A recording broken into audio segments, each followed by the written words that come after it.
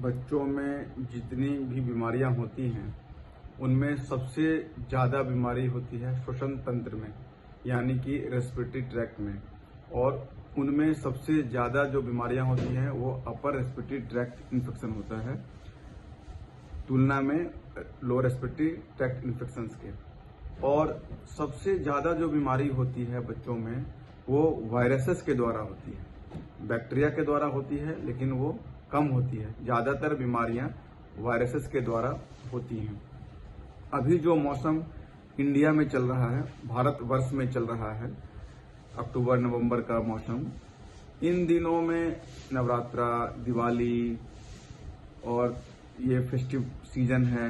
और इन्हीं दिनों में कुछ जगहों में पराली भी जलाया जाता है। और इन दिनों में वातावरण का तापमान कम हो जाता है।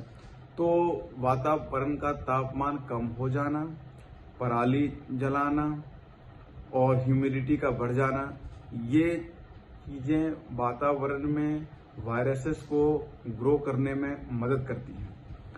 इसलिए इन दिनों वायरल इन्फेक्शंस होने की संभावना बच्चों में बहुत ज्यादा बढ़ जाती है। बच्चों में वायरसेस जल्दी उसके श्वसन तंत्र में प्रवेश कर जाती हैं, कारण बच्चों का सांस वयस्कों के सांस से थोड़ा तेजी से चलता है। तो इन बीमारियों में ज्यादातर ये देखा गया है कि माँ बाप बच्चों को डॉक्टर के पास नहीं ले जाके स्वयं इलाज करने की कोशिश करते हैं। तो मेरा यह सलाह है कि स्वयं इलाज ना करें। इसमें मैं ये देखता हूँ कि दवा दुकान से जाके एंटीबायोटिक खरीद के बच्चों को देना। सबसे पहली बात, एंटीबायोटिक्स का वायरल डिजीजेस पे कोई असर नहीं होता है। और जब शरीर पे कोई असर नहीं होगा, शरीर में होने वाली बीमारी पे कोई असर नहीं होगा, तो उसका दुष्प्रभाव तो जरूर होगा। तो एक तो दुष्प्रभाव उन दवाइयों का शरीर पे होता है, और दूसरा जो सबसे बड़ा उसका ड्रॉबैक है कि अगर एंटीबायोटिक की जरूरत है ही नहीं शरीर को और आपने एंटीबायोटिक दिया, तो उस एंटीबायोटिक का उन कुछ बीमारियों के अगेंस्ट में रेसिस्टेंस डेवलप हो जाता है, और ये रेसिस्टेंस पूरे सोसाइटी में फैल जाता है। फिर वो एंटीबायोटिक काम करना बंद कर देती है। तो ऐसा ना करें। जो वायरल बीमारियां हैं उनको पहचानने का लक्षण यही होता है कि जुकाम होना, खांसी होना, बुखार का आना, बच्चा सुस्त हो जाना, खाना पीना कम कर देना, भूख कम हो जाना, ये सारे लक्षण होते हैं वायरल बीमारियों के। लेकिन इसी तरह के लक्षण बैक्टीरियल बीमारियों में भी होते हैं।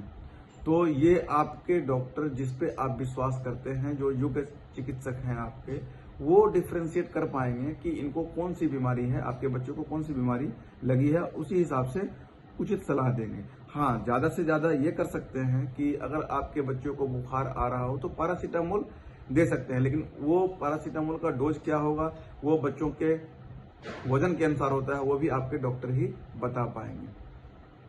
इसके बचाव के लिए जो वायरल इन्फेक्शन है उससे बच पाना मुश्किल ही है, क्योंकि एक बच्चा को अगर वायरल इन्फेक्शन हो जाता है तो उसके संपर्क में आने वाले सारे बच्चे उस बीमारी से ग्रसित हो जाते हैं, क्योंकि ये सांस के द्वारा फैलता है एक दूसरे में।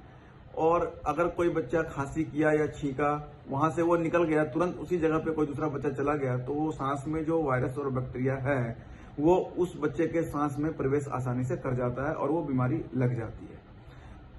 तो एक तो ये है कि आप प्रिकॉशन रख सकते हैं कि जो बीमार है अगर जानते हैं तो उसके संपर्क में ना आए, कोशिश करें, जो कि मुश्किल सा है। दूसरा, जो एनवायरनमेंट में पॉल्यूशन बहुत ज्यादा है, पोल्यूटेंट्स बहुत ज्यादा है, तो अकारण वैसे जगह पे जहां पॉल्यूशन ज्यादा हो, जैसे ट्रैफिक हो, तो उस जगह पे अकारण न जाएं।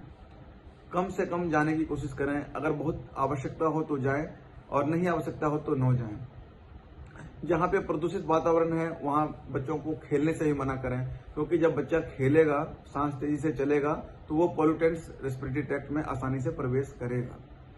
तो एक तो है कि वायरल डिजीजेस बच्चों में इस मौसम में जो मैंने बताया ज्यादा होता है, उससे बचने के जो कुछ उपाय हैं